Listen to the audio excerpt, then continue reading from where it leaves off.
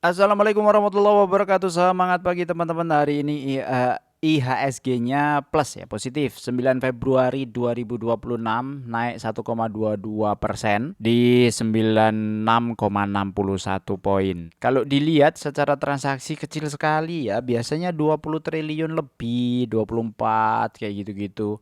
Hari ini di regular market itu cuma 15,9 T. Ya, all marketnya 17,8. Jadi ada di pasar nego mungkin sekitar 2 triliunan. Terus siapa aja movernya secara value masih ada di bumi. Ya, bumi ya gimana ya ini ya. Masih downtrend tapi mengingatkan lagi teman-teman, zaman dulu bumi itu sempat sampai bener-bener 8.000 ya, dari bawah naik ke atas. Ini luar biasa, habis itu dam lagi ke bawah. 1050% habis itu turun lagi ke bawah. Dan cepat sekali nih, berapa bulan doang nih. Set set set set set, set sampai low-nya itu di 300-an, 380, habis itu masuk ke 50 P. Itu bumi. Sekarang hidup lagi ke 400-an dan transaksinya luar biasa. Selanjutnya ada BBCA, setelah beberapa hari naik, ini ya 2 hari terakhir ya turun, kemudian BMRI, BBRI, Antam di hari ini naik 4,85%. Terus ada Bufa, ada Emas, Dewa, BRMS, PTR Omina, Pani, BBNI, ASI, Supa, MDK, dan seterusnya. Oke, nah hari ini saya mau bahas salah satu saham requestan ya dari Bank DP main.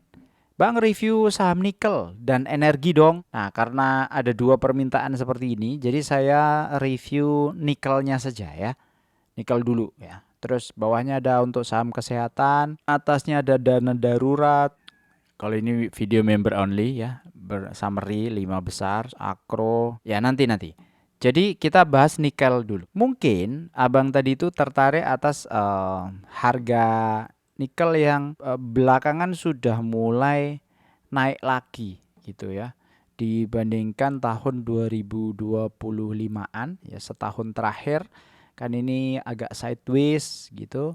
Kemudian turun 14,131. Nah, sejak Desember 2025 tanggal 16 itu sudah mulai naik ya. Jadi ke 17.242 USD per ton. Nah, selain nikel, harga emas juga sudah kembali ke 5 ribuan dan hari ini masih trade, ini masih running 5.021 ya, masih berubah-berubah ini, jadi masih jalan secara perdagangannya. Nah, apa aja saham-sahamnya saya sudah cek di websitenya IPOT. Saham tambang nikel di BEI apa saja? Ya, ini Oktober 2025 ya. Karena permintaan EV dan seterusnya. Berarti ada apa aja? Satu, ada Antam. Antam itu selain emas, ada perak, ada nikel, ada bauksit. Itu Antam. Kemudian Inco. Inco ini nikel. Harum Energi itu juga ada nikel. Ivis Deco, IFSH ini ada nikel. DKFT nikel juga. KKGI, nah ini dari batu bara juga merambah ke tambang nikel beberapa tahun terakhir. Info dari IPOT. NCKL, Trimegah Bangun Persada, ini juga nikel, malah ada smelternya. PT Mine, itu nikel yang melantai, harga di bidang tambang nikel logistik tambang di Sulawesi sebagai pemain baru dan seterusnya. Nah, ini ada berapa nih? Ada 8. Nah, saya sudah kumpulin di screener 1, 2, 3, 4, 5, 6, 7, 8, 9. Malah ada 9 nih. Oh, ini ngapain ini kelas ini masuk? Bentar. Ada kelas. Oh, jasa transportasi tambang nikel. Oh ya, komoditas pasir kuarsa, nikel dan sebagainya. Ya sudahlah ya. Kita keluarin aja sih, kelasnya dihilangin aja ya. Atau mau ditampilin ya, bolehlah tampilin aja daripada nanggung. Oke, jadi dari semua saham-saham ini kita akan lihat dari segi dividen investing. Nah, kalau dari segi dividen investing ada yang nggak bagi dividen. Salah satunya adalah Harum dan juga Mine. Ini tidak bagi dividen. Saya belum pernah mendapatkannya ya. Inco bagi ya. Kalau dilihat di bulan Mei, mana ya? Inco Vale ya. 2024 ini 61, 53 dia bagi. Itu bulan Mei 2025 dan Mei 2023. 2022 dia nggak bagi, hanya 21 saja. Ya sudah, kita masukkan juga di sini. Nah, dengan kondisi seperti ini, maka yang tertinggi masih ada di Antam. Antam ini kemarin naik tinggi sekali, kemudian sekarang posisinya turun. Ini di area golden retracement sebenarnya. Antam tuh kalau ditarik dari bawah ya, dari sini ya. Hari ini sempat reversal satu candle di 180, kemudian plus 4,85. Cuma ini masih downtrend ya teman-teman ya. Downtrend tuh maksud saya gini, vibe-nya market itu agak berbeda. Ya, satu, transaksinya makin sepi. Biasanya 20-24 triliun, ini 15T. Berarti berapa? 5 sampai 8T per hari. Itu gede banget itu. Gede banget itu efek. Jadi sepi. Nggak tahu, mungkin pada takut ya. Pada takut untuk trade atau pada wait and see, nungguin market. Hari ini kan OJK juga ngasih konferensi pers ya, bahas masalah kebijakan-kebijakan dan juga diskusinya dengan MSCI dan seterusnya. Saya nggak sampai selesai ngelihatnya, tapi normatif lah ya, dari semua yang ada itu klasifikasi investor, kemudian mau buka data yang di atas 1% kepemilikannya, ya masih seputar hal ini. Ya kita dukung saja supaya segera selesai dan sampai Mei mungkin akan lebih sepi, Mark. Nah lanjut, dari kondisi ini itu Antam nomor 1. Kenapa nomor 1? Karena potensi dividen yieldnya. Kalau lihat EPS-nya dia kan 300. Buat teman-teman yang baru menyimak ya, biasanya seperti apa sih cara ngitungnya gitu. Kalau yang sudah biasa lihat video-video saya sebelumnya, pasti lebih gampang. Nah, ini kan 308 ya, EPS-nya, estimasinya antara 308 sampai 331.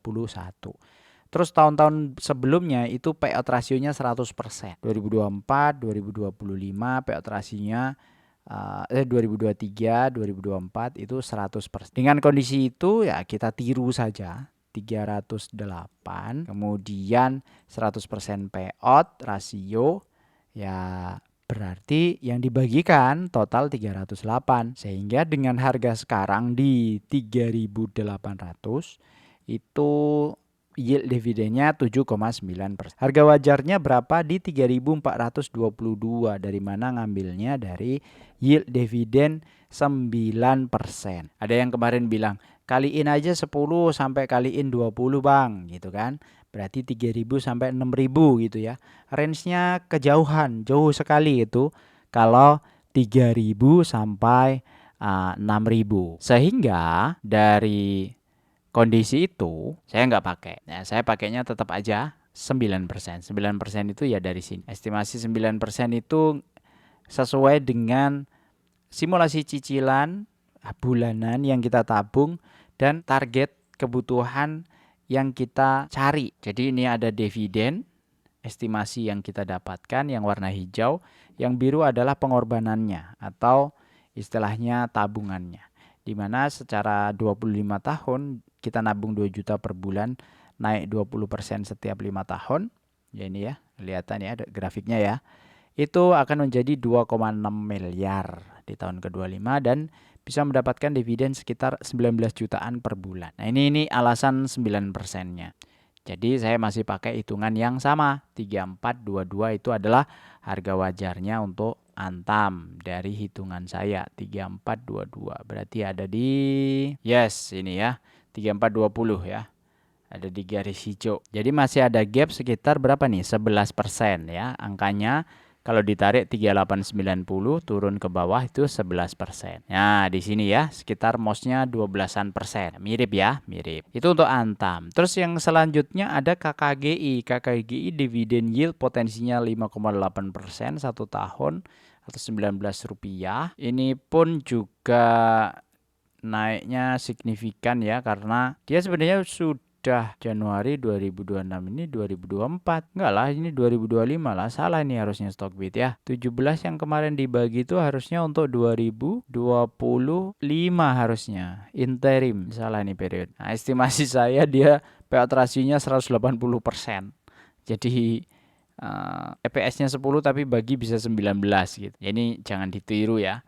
Karena kalau 100 itu aneh. 100 itu kan 17 dia sudah bagi masalahnya. Jadi kalau 180 itu tinggal sisanya 2 lagi sisanya. Atau bahkan nggak bagi gitu. Ya begitulah kira-kira untuk KKGI. Nah, harganya pun juga sekarang lagi di bawah banget tuh.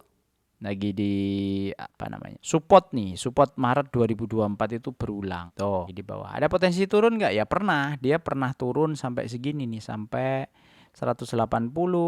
Ya mungkin saja, tidak ada yang tidak mungkin di market. Tugas kita adalah bertahan, profit itu bonus gitu ya.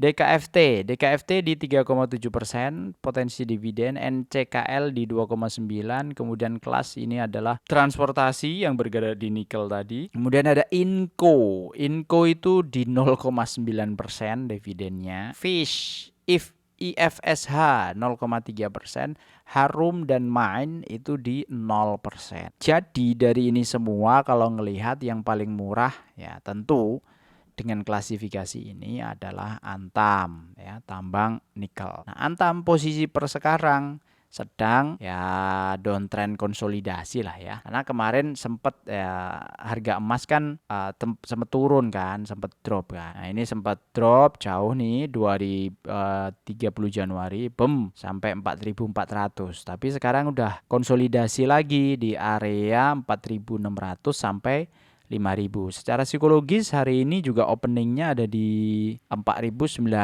ya openingnya ya. 4989. Hampir 5.000 bahkan. Dan sekarang bergerak di 5.009. Sehingga ya wajar saja kalau grafiknya grafiknya Antam seperti ini ngikutin pergerakan emas. Dan apalagi kemarin ada trading halt, kemudian ada pengumumannya siapa? Moody's rating, sangat mungkin. Kemudian ada yang lain-lain itu karena nggak terlalu banyak bagi dividen. Ini saya anggap harga wajarnya kayak KKG itu di 200-an, DKFT itu di 337, NCKL 420. Nah, ini ada most potensi, bukan potensi sih, jarak antara harga sekarang dengan harga wajar yang kita hitung. Dan gini, semua perbedaan di pasar saham itu fitrah. Ada perbedaan itu makanya ada harga yang terbentuk.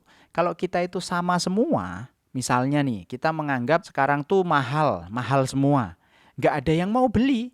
Jadi pasti ARB terus. Terus kalau kita menganggap sekarang itu murah semua, nggak ada yang mau jual. Ya pasti arah-arah terus. Orang nggak ada yang mau jual gitu. Jadi kalau ada perbedaan perhitungan, perbedaan kayak gitu-gitu, itu wajar. Anggap aja itu sesuatu yang wajar. Dan memang harus diwajarkan. Kalau enggak ya sama semuanya nggak ada transaksi. Kan aneh sesuatu nggak ada transaksi. Nah hari ini yang naik tinggi sekali itu ada IFSH. Ini hati-hati ya kalau ngelihat seperti ini, average transaksi hariannya cuma 340 juta. Gampang sekali. Loh kan bener kan? Arah jebret. Ini kalau nggak salah ini paling disuspend. Terus ARB.